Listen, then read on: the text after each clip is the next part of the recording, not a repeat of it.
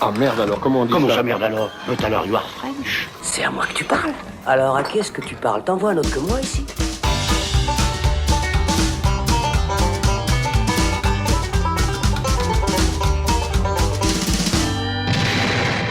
Salut les cinéphiles, bonjour, bonsoir à tous, c'est Alex. Je suis très heureux de vous retrouver pour ce nouveau débat dans le Saloon consacré à Joker.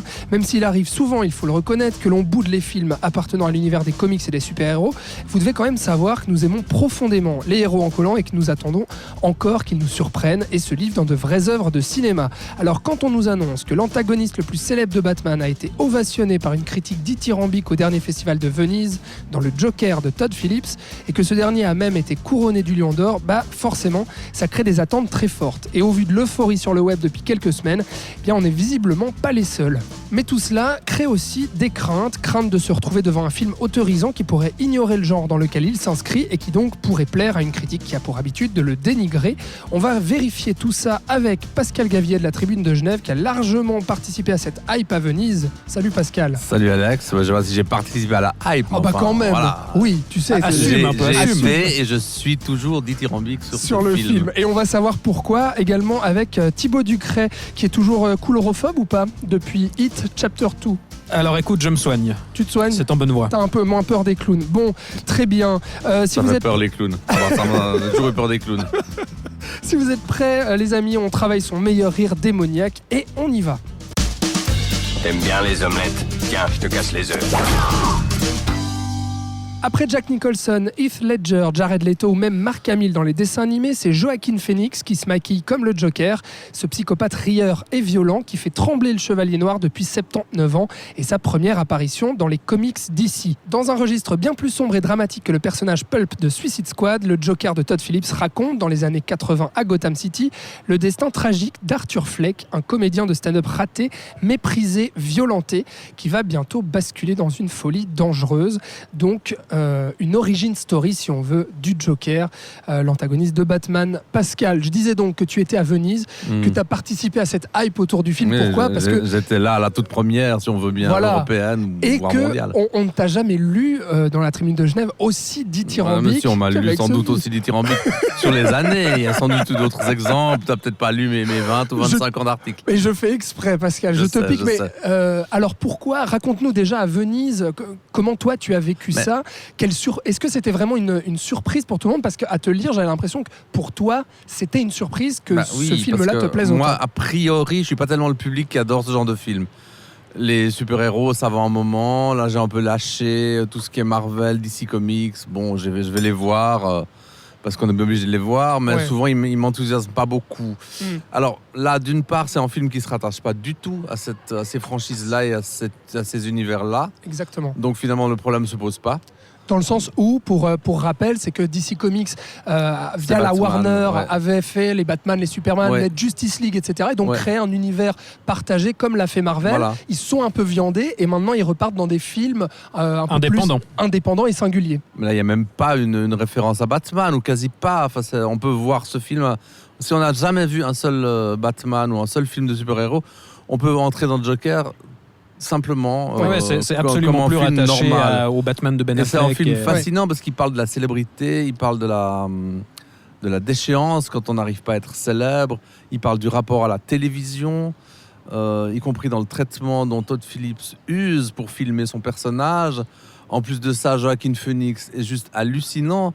J'ai jamais vu quelqu'un d'aussi habillé par son personnage, plus qu'habité, il est habillé de l'intérieur. Il porte vraiment le film. C'est complètement, mais pas seulement, parce qu'il y a une mise en scène démente. C'est sûr. On va pas raconter la fin, mais en plus c'est un film qui va crescendo, qui monte dans la dernière demi-heure, je dirais dans le dernier quart d'heure, qui bascule. Et à Venise, ce qui m'a fait adorer le film, c'est que dans une salle hyper bourrée, comme tu peux imaginer, un film comme ça à Venise. Dans un festival comme ça, c'était à 8h30 le matin, il y avait déjà des gens avant 8h qui faisaient la queue. On avait l'impression d'assister à la naissance d'un chef-d'œuvre. Et il y avait quelque chose de l'ordre des pulsionnel dans la salle, qui traverse la salle comme des ondes positives qui charriaient tout le monde. Et à la fin de la séance, j'ai croisé une collègue qui me dit Joaquin Phoenix aura le prix d'interprétation masculine, c'est la Coupe Volpi en fait à Venise. Puis moi je lui ai dit peut-être même que le film aura plus il pourrait avoir le Lion d'Or. Mais avec le jury qu'il y avait, Pascal. je me suis dit que c'était pas gagné. C'est Ouais. Lucretia Martel qui était présidente du jury. C'est du cinéma radical, d'auteur pur et dur.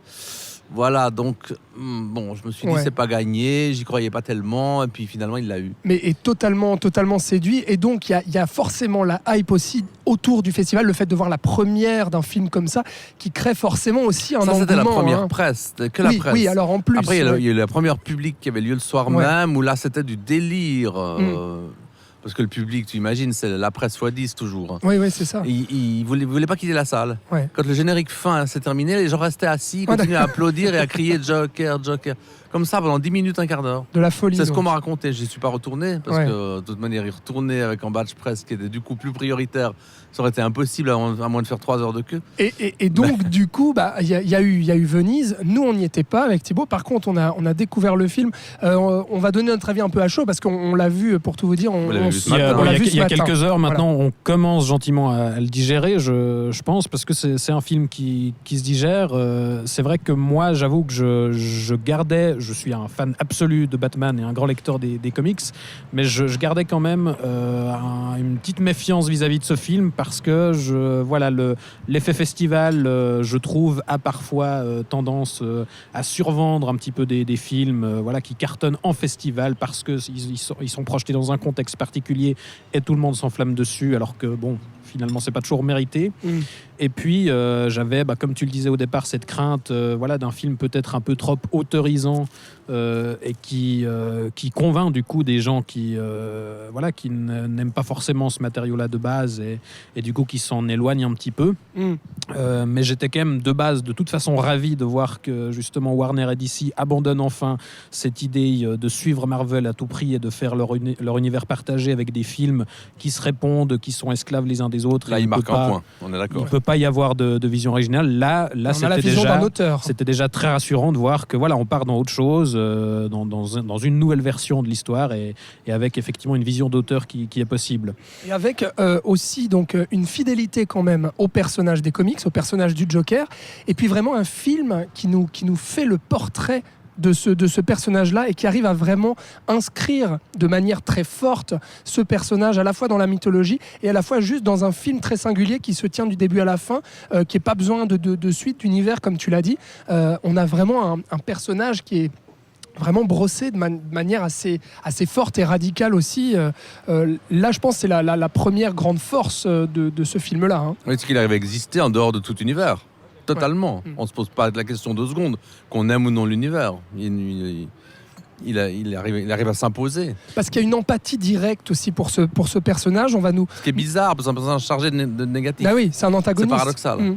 Et puis c'est un personnage déviant, violent, qu'on va suivre basculer dans la folie, complètement taré. Et pour autant, je trouve que le film ne sombre pas aussi dans trop de pathos, parce qu'il pourrait tomber là-dedans aussi, parce qu'on voit le personnage violenté, martyrisé, comme je l'ai dit, agressé. Dès le départ, on montre qu'il est malade et qu'il a notamment une lésion cérébrale qui le fait rire à des moments inappropriés. Il y a ce rire irrépressible qui est à la fois pathétique et terrifiant, et c'est un des trucs qui est bluffant dans la performance de Joaquin Phoenix.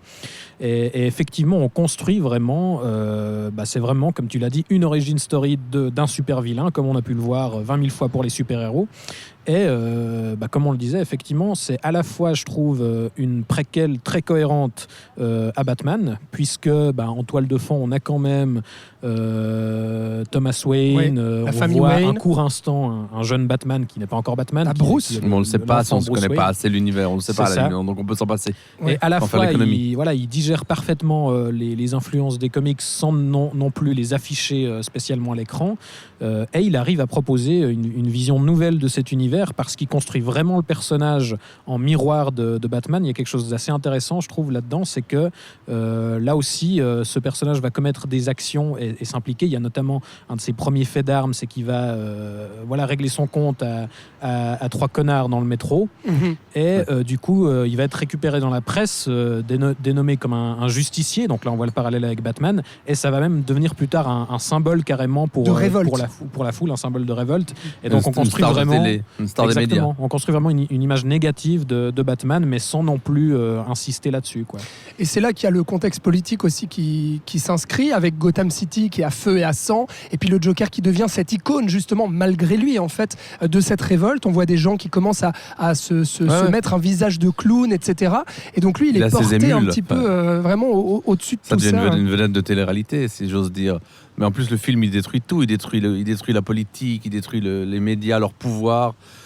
Il pète tout. C'est ça que j'aime dans ce film, c'est qu'il va jusqu'au bout. Quelque part, il est très subversif. Mais justement, là-dessus, sur le côté subversif du film, je suis pas totalement d'accord avec toi, parce que je le trouve quand même relativement sage. Alors c'est vrai que pour un film de cet acabit-là, avec les attentes qu'il y a, les attentes du grand public autour justement de ce personnage... La production, je pense qu'il le rend un peu sage, parce qu'il c'est possible. Il y a des contraintes entre guillemets commerciales et de sortie qu'il faut qu'il soit, qu'il reste dans une certaine norme malgré tout. Oui. C'est ça. Mais pour un film de ce genre-là, il n'est pas si sage que ça.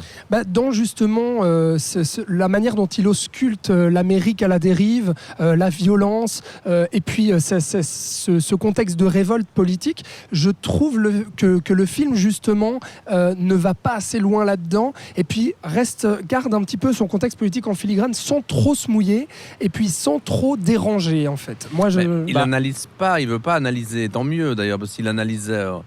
je pense qu'il raterait son coup et qu'on s'ennuierait. Et c'est pas le but non plus. Le but, c'est aussi que le film soit une sorte de spectacle auquel on participe. Notre position, elle en devient ambiguë à la fin. Est-ce qu'on est fan du Joker, donc fan de quelqu'un qui est au fond un psychopathe dangereux et un meurtrier, ouais. Donc l'ambiguïté, elle nous gagne. Mais c'est ça, comme on le disait, quand on crée de l'empathie avec, parce que justement, contrairement à un Bruce Wayne, il est lui du côté des défavorisés qui sont écrasés par les riches, et là on se place vraiment de l'autre côté de la barrière. Mais c'est vrai qu'un truc à soulever, c'est toutes les références au cinéma de Martin Scorsese, puisqu'il y a des clins d'œil complètement assumé. Le film renvoie beaucoup à deux films, notamment de Scorsese, que sont Taxi Driver et La Valse des Pantins, King of Comedy, puisque, comme dans ce dernier film, le Joker est un comique raté qui se fantasme dans une émission de télé. D'ailleurs, De Niro qui jouait dans King of Comedy. Du coup, le clin d'œil est évident.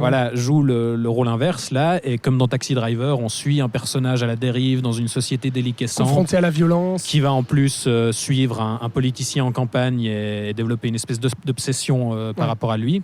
Il y a ces scènes aussi où il se retrouve, Joaquin Phoenix se retrouve seul avec son corps amaigri, torse nu, à jouer justement une espèce de valse aussi lui-même, valse un peu macabre, avec ce pistolet, etc. Là, ça renvoie aussi aux confrontations du personnage de Taxi Driver, avec cette confrontation dans son propre miroir, où il va se mettre à parler tout seul, à se poser aussi des questions. C'est vrai que là, on sent cette influence-là, et puis elle n'est pas anodine. C'est la grande influence du film, elle n'est pas anodine, elle est présente jusqu'à presque la parodie de séquence. Il en vient presque à imiter certaines séquences de King of Comedy, La Valse des Pantins. Pas au plan par plan, mais pas loin. Mais justement, là est aussi l'autre qualité du film, c'est qu'il tombe pas dans juste le clin d'œil, l'hommage un peu gratuit. C'est des références digérées, vraiment. Des références digérées, exactement. Il en fait quelque chose, il va au-delà. C'est ça. Et puis il ne tente pas de citer, de signaler, de référencer, de dire « Ah oui, j'ai vu Scorsese, je fais le malin ». Non. Là, il va au-delà. Ouais, bien sûr. Et pour Todd Phillips, c'est assez étonnant parce que Scorsese a été rattaché au projet au tout début. Il était, un des réalisateurs et producteurs surtout rattaché à ce projet-là, qui finalement il a quitté, qui est passé dans d'autres mains avant d'arriver dans celle de Todd Phillips, qui lui dit être un fan de Scorsese et notamment des deux films que tu as cités, Thibaut. Pourtant, Todd Phillips, il vient quand même de la comédie. C'est celui qu'on connaît pour avoir signé les 3 Very Bad Trip, Date Limit, et puis après War Dogs, ou je sais plus. Alors son dernier film War Dogs, ça restait une comédie, mais il prenait déjà une orientation plus politique, justement, puisqu'il traitait des marchands d'armes. Mais c'est vrai que c'était assez surprenant de voir ce type-là. Enfin, c'est vrai que j'ai oublié de le mentionner dans mes méfiances, mais quand on me dit le réalisateur de Very Bad Trip va faire un film sur le Joker, c'était pas forcément pourquoi pas, gage de qualité. Ils sont pas ancrés dans leur genre à vie. Mais disons qu'il n'avait pas démontré un talent particulier. Cinéaste. C'était un bon faiseur jusqu'à maintenant. Je veux dire, un bon exécutant. C'est bien gentil, mais voilà. C'est des comédies sympas, mais on le voyait pas faire un film de cet acabit-là. Et du coup, là, c'est vrai qu'il révèle vraiment son talent. Est-ce qu'il n'a pas été dépassé par son film et peut-être aussi porté par son comédien? Parce que ça fait beaucoup. Quand même, Phoenix, il a quand même une participation qui est... On l'a jamais mise en valeur comme ça, Phoenix, c'est hallucinant. Il est plus qu'un acteur, il est vraiment... il sert d'écriture au film, donc il a dû avoir une osmose comme ça, qui s'est produite entre l'un et l'autre. Ouais. Pour que tout d'un coup, Todd Phillips, qui était un espèce de tâcheron pas bien considéré, on va dire, notamment dans les festivals, tout d'un coup, il se retrouve à Venise, et en plus, il a le Lion d'Or. Ouais. Donc ça veut dire quelque chose. C'est hallucinant. C'est assez hallucinant. Ouais. Et Todd Phillips s'affirme aussi justement en tant que metteur en scène. Déjà esthétiquement, la photographie est sublime. Et puis en termes de mise en scène, je trouve qu'il arrive aussi à poser son personnage. Ça, toi. Ouais, tu vois, à travers justement des plans assez iconiques, enfin en tout cas moi qui me reste vraiment gravé dans la rétine, puisque peut-être je l'ai vu ce matin, mais à mon avis ça va me rester encore longtemps, avec ces travelling avant ou arrière justement sur le personnage. Travelling avant quand on arrive au tout début du film, l'introduction, on voit le personnage se maquiller et là on rentre en fait dans cette pièce illuminée aussi d'une lumière naturelle, c'est assez beau pour se centrer ensuite sur le personnage en train de se maquiller, de pleurer. Et là je trouve ça pose déjà la psychologie du personnage rien qu'à travers l'image. Travelling arrière aussi, quand justement on voit dans la ville dans laquelle le personnage s'inscrit, les contre-plongées dans les escaliers où on le voit danser, encore une fois cette danse macabre après avoir commis des crimes, enfin c'est beau tout ça. Mais là on peut se dire que Todd Phillips et Phoenix ont discuté. Il n'est pas arrivé avec un storyboard en lui disant on va faire comme ça. Je suis sûr qu'ils en ont discuté. Il faudrait leur poser la question. Ils ne sont pas là autour de la table, malheureusement. On ne peut pas dans le clin d'œil ou dans le coup de baguette magique. Si vous nous entendez, venez dans le salon. Voilà. Ils sont bienvenus. Mais moi, je suppose qu'ils ont discuté. C'est pas Phoenix, il ne se contente pas de remplir un contrat ou d'exécuter son métier d'acteur. Ça va au-delà. Et c'est ça qui fait la beauté, l'intelligence, l'intelligence et la beauté et la force du film. Non, puis c'est vrai qu'une des grandes qualités, je trouve, de la mise en scène, c'est qu'il arrive vraiment à coller au plus près du personnage et à nous faire plonger dans sa psyché. Enfin, un des renvois aussi à la valse des pantins, c'est que comme dans le film, on navigue constamment entre la réalité et le fantasme du personnage. Et il y a même, par exemple, des sous-intrigues qu'on croit être réelles au départ. Et d'ailleurs, moi, c'est des choses que je trouve un petit peu dommage. Je révélerai pas quoi, mais une sous-intrigue que je trouvais un petit peu... Pas de spoiler. un petit peu sous-écrite et un petit peu nulle, et elle prend sens en fait au moment où on nous révèle que c'est un fantasme, et peu à peu en fait le film nous plonge vraiment dans la tête de ce personnage et dans sa folie, même si on revient encore là, tu parlais du propos politique tout à l'heure et qui était peut-être pas aussi radical qu'on a pu le vendre. Je trouve aussi que dans la manière de... Donc ça fait un peu vu. Voilà, et aussi dans la manière de dépeindre la folie et la radicalité du personnage, là aussi, c'est jamais aussi... Enfin, on a fait des choses bien plus extrêmes, si on revient au matériau de base, dans la BD Killing Joke, par exemple, qui est aussi une référence qui explique une version possible des origines du Joker. Voilà, il y a des tas d'exemples où, si on veut vraiment creuser le personnage, on peut aller beaucoup plus loin que ça. Malgré tout, c'est vrai que pour un film de cet acabit-là, un gros blockbuster qui s'inscrit dans le genre des super-héros aujourd'hui, on a un film qui fait plaisir à voir parce qu'il ose quand même des choses. Si on prend tous les derniers Marvel... Alors c'est pas Marvel qui ferait un film comme ça. Non, voilà, les Avengers Endgame. Bon, celui-là, je ne l'ai pas vu, donc je ne peux pas en parler, mais les précédents... là, vous savez les deux sans doute mieux que moi leur titre. Mais parce que là, on a vraiment un cachet cinématographique hyper fort par rapport aux productions un petit peu fades et génériques qu'on a eu l'habitude de voir avec ces films-là. C'est pas un film de studio, là. C'est ça. Là, c'est un film d'un auteur. Pas. Pour moi, les films de super-héros, c'est des films qui se reposent. Ils ont un gros budget, ils ont des techniciens pour les faire, les comédiens... Personne parle avec personne, visiblement sur l'écran ça se ressent, enfin bref. Et là il gère aussi assez bien, je trouve la construction du film est parfaite, il dure à peu près 2 heures. Je trouve qu'on s'ennuie pas un seul moment. Non. Et il arrive à nous tenir en haleine aussi, justement comme tu l'as dit Pascal, dans ce crescendo, dans la tension qui monte jusqu'à ce final qui va en devenir explosif parce que lui va devenir le Joker, il va se teindre les cheveux en vert, il va se maquiller de la manière dont on l'a vu. C'est rare qu'on ait tel final. On a des finales aussi spectaculaires, aussi forts. C'est vraiment apocalyptique. Voilà, c'est ça. D'habitude, les séquences finales des films de super-héros, c'est un combat qui les réunit tous, qui dure à peu près un quart d'heure. On regarde sa montre en disant bon, il reste encore 5 minutes, 3 minutes, ok. Et puis c'est fini. Mais j'aimerais revenir sur cette fin, et puis on va bientôt commencer à spoiler quand même pour parler de ce genre de choses. On va parler de ça sans spoiler. Mais avant ça, je voulais juste rajouter une petite chose sur ce personnage, c'est que moi, ce qui m'a fait aussi plaisir, c'est de voir à quel point ils arrivent en fait à construire cet antagoniste de Batman comme un miroir vraiment à Bruce Wayne, au personnage de Batman, qui me fait me dire, mais s'ils arrivent à créer ce personnage d'une manière aussi forte, une telle empathie envers lui, qu'est-ce que ça va être si après, même si c'est peut-être pas ce qu'on souhaite par-dessus tout, puisqu'on l'a dit, les films indépendants comme ça, dans l'univers des comics, marchent très très bien, mais si après ils arrivent à construire un Batman, parce qu'on le sait, Robert Pattinson va être dirigé par Matt Reeves dans le prochain Batman. Donc qui serait une nouvelle version exactement. Qui se démarquera de la dernière incarnation de Ben Affleck. Ouais. Excite Ben Affleck, et puis on se dit, s'il prend aussi le pari d'être aussi noir, aussi sombre, si ensuite on réunit les deux personnages, je trouve qu'il y a une opposition qui est vraiment qui peut être absolument magistrale. Mais je pense qu'en fait ce serait une erreur de lier les deux films. Enfin, moi justement, ce qui me réjouit avec ce film, c'est qu'enfin on abandonne ces idées d'univers partagé qui sont en train de pourrir les blockbusters depuis une dizaine d'années maintenant, et on laisse la porte ouverte à plusieurs versions. Enfin, c'est tout l'intérêt des comics, c'est qu'on peut justement réinterpréter, proposer des nouvelles visions des personnages et des histoires qu'on connaît déjà. Et là, moi, ce qui me botte avec ce film-là et avec les Batman de Matt Reeves, c'est qu'on va pouvoir proposer des nouvelles choses, justement. Et je suis pas sûr que ce serait intéressant de forcément lier, même si ce film-là, Joker, met très bien en place les bases de Batman, finalement. Je pense pas que ce serait nécessaire qu'on ait des films qui se répondent. Au contraire, continuer à faire des nouvelles choses. On s'en fout si c'est cohérent entre chaque film, tant que les films en eux-mêmes, de manière individuelle, sont cohérents et proposent des choses intéressantes.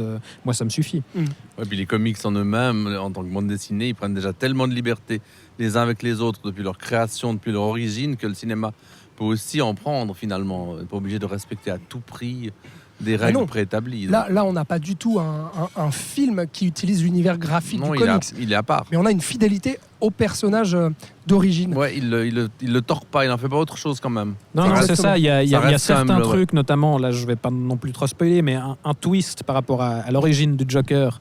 Alors attends, non mais on y va Thibaut. Je pense que ça fait 20 minutes qu'on parle. Maintenant, chers amis, si vous n'avez pas encore vu le Joker, vous arrêtez cet épisode du Saloon tout de suite. C'est un ordre, et vous reviendrai une fois que vous aurez vu le film. Prévenu. Voilà. Ça sert à rien, ils vont tous y aller. Voilà, ils écouteront jusque-là, et une fois qu'ils l'auront vu, ils regarderont. Donc vas-y, spoil. Donc, on y va. Tout le monde est puisque prévenu. le spoil est entamé. Il y a un twist à un moment donné qui nous fait croire que le Joker est le fils de Thomas Wayne, et donc le frère de Batman, littéralement. Thomas Wayne. Non, c'est ça le ferait père du Joker, le frère de Batman. Excuse-moi. Vous embrouillez, donc aucun risque. En plus, on n'est même pas sûr. Non, mais alors justement, on nous fait croire ça pendant un moment, et là je me suis dit, donc ils osent ça, pourquoi pas, parce que voilà, quitte à réinterpréter les choses, autant oser des trucs et bouleverser la mythologie complètement. Finalement, on nous annonce plus tard que ça n'est pas le cas, même si en soi tout reste possible, puisque si on reste dans cette idée qu'on est dans le fantasme du personnage et on ne sait plus bien qu'est-ce qu'est la réalité, voilà, ça reste possible. Et donc voilà, il y a ce twist-là où ça aurait pu être une vision intéressante, mais finalement on l'annule en quelque sorte. Et voilà, ça fait partie des petites réserves que j'ai où je me dis ça aurait pu être plus radical que ça. C'est vrai. Quitte à y aller, autant faites ce que vous voulez, réinterprétez comme vous voulez. Malgré tout, ça reste voilà, très bien tenu. Il prend pas autant de risques que ce qu'on a bien voulu dire. Enfin, moi, je rigole encore de cette affiche française, en tout cas, qui nous annonçait attention, ce film n'est pas ce que vous croyez. Mais ils ont raison. Ouais, c'est pas du tout ce qu'on croit. Oui, mais disons qu'il y a eu une tendance à. Voilà. Alors, c'est ce qui t'a fait adorer à ce point. Mais sans doute. Ouais. Tu crois ce que tu crois, Pascal. Mais pour le coup, je trouve qu'on a eu un peu tendance à survendre le film sur attention, c'est le choc absolu, on n'a jamais vu ça. Alors que. C'est l'un des chocs de l'année. Et c'est à Venise, c'était le choc de Venise. Alors justement, moi, c'est le genre de petits détails qui me font dire que c'est pas un choc, mais c'est juste un très bon film, et c'est déjà amplement suffisant. Je suis d'accord avec ça. Pascal, là-dessus, sur justement après l'engouement à Venise, etc., le fait que, pour rebondir sur ce que dit Thibaut, on vend le film, c'est pas ce que vous croyez, etc. Pour toi, tu penses que ce film arrivera à toucher quel type de spectateur ? Et au niveau de la hype qu'il y a, qui devient mainstream et qui vraiment, on a tout le grand public. Le public de Batman et des super-héros, etc. Ceux-là, ils y vont tous. Ils y vont tous, mais est-ce qu'ils vont aimer ? C'est ça la question. Il y aura les deux. Il y aura des gens qui vont adorer, d'autres qui vont détester, comme toujours avec ce genre de film. Ça va partager un peu. Je pense que globalement, ça va être plutôt très positif, plutôt la claque pour les générations qui aiment ça. C'est des générations de gens qui ont entre grosso modo 17 et 25 ans. Je pense qu'ils vont plus ou moins tous adorer, sauf ceux qui veulent se démarquer. Il y aura des exceptions. Mais je pense qu'il y aura beaucoup d'autres qui vont aller le voir. On va avoir un public plus intellectuel, qui va se dire quand même c'est le Lion d'Or de Venise, méfions-nous, ça veut dire quoi ? Bon voilà. Ouais. Alors il va y avoir des réactions de tous bords et je pense du coup ça va ratisser large. Donc on peut déjà prédire sans trop de risques que ça va être un gros succès. Un carton, je pense. Carton, ouais. Je pense que c'est quand la sortie le 9 octobre, donc c'est ça. Je pense que ça va être plein dans les salles ce jour-là. Je pense. Exactement. Vu qu'on est dans le moment spoil, moi j'aimerais parler d'une petite réserve que j'ai. C'est sûr. Tu ne veux que spoiler. Il veut gâcher le plaisir aux gens, c'est tout. Mais parce qu'on est toujours dans la rubrique spoil maintenant.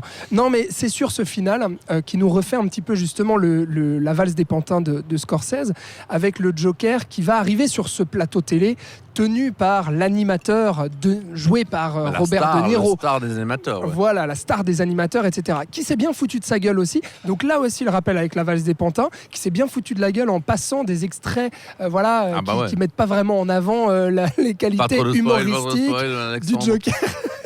Mais il y a ce moment-là où justement, lui, il va arriver, le Joker, il va s'asseoir et là, ce sera son moment où il va pouvoir briller, comme l'a fait aussi dans la valse des pantins ce comique en devenir De Niro, mais d'une manière, je trouve, un peu moins légère ici dans le Joker, puisque le Joker va un peu dévoiler ses émotions et puis faire un petit peu une morale, c'est-à-dire arriver à dire mais voilà, vous qui êtes complètement tarés, j'en ai marre de ce monde méchant, etc. Envers moi, tout le monde se moque. Et donc, fait ce que tout le monde espère qu'il fasse. Oui, c'est-à-dire qu'après, il va tuer l'animateur. Chose qui est là, pour le coup, assez radicale.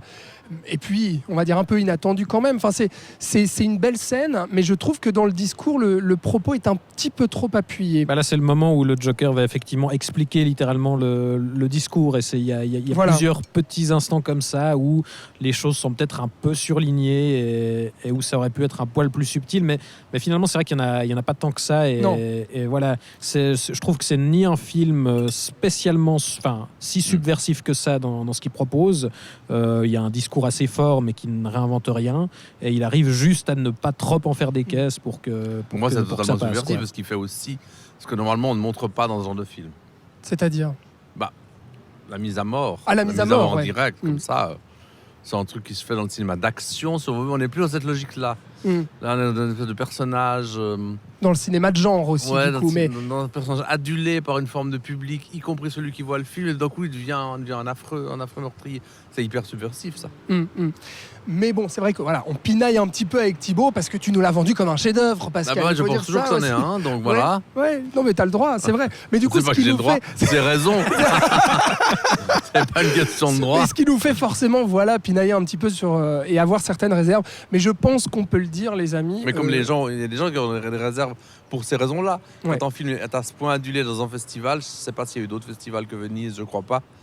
C'est toujours le risque quand il y a un compte, parce que je suis pas le seul à avoir été dithyrambique. Beaucoup de critiques comme moi, comme tu dis, ont participé à la hype. Comme tu dis.